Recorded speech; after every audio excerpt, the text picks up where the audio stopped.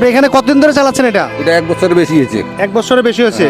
এই যে এখানে যেটা মোবাইল টয়লেট দিয়ে রাখছে, আশেপাশে যারা প্রাকৃতিক ডাকে সাড়া দিতে হয় তারা এখানে এসে টাকার বিনিময়ে তো ইউজ করতে পারতেছে।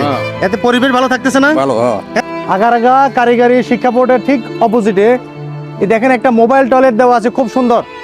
এখানে আশেপাশে মানুষ যারা প্রাকৃতিক ডাকে সাড়া দিতে হয় টাকার বিনিময়ে হলেও এখানে এটাকে ইউজ করার মতো একটা পরিবেশ রাখছেন।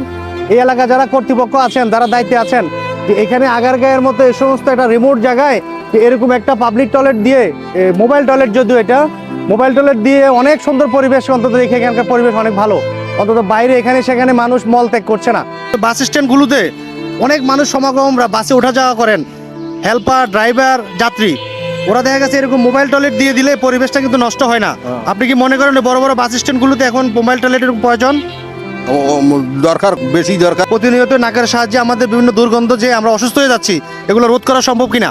ঠিক আছে। হ্যাঁ, হ্যাঁ। অনেক বাস স্ট্যান্ডগুলোতে আছে মানুষ ওঠানামা করে আশেপাশে পেশাব করে একদম নোংরা করে ফেলছে। এখানে একটা মোবাইল টয়লেট দেওয়া আছে, মানে টাকার বিনিময় হলেও মানুষ কিন্তু ইউজ করার সুযোগ পাচ্ছে।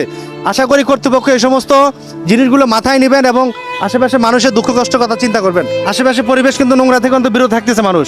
বড় বড় বাস স্ট্যান্ডগুলোতে এখন মোবাইল টয়লেট প্রয়োজন কিনা? প্রয়োজন।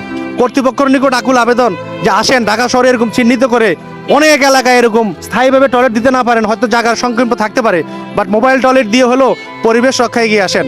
এই শহরটা আমাদের, এই আশেপাশে সব মানুষ আমাদেরই, বাইরের কোনো মানুষ এখানে বসবাস করে না তেমন একটা। আসুন না, নিজের ভালো আমরা কবে শিখবো? বেঁচে থাকতে অন্তত বদলাই, মানুষকে ভালো কিছু উপহার দিয়ে দুনিয়া থেকে বিদায় নেই।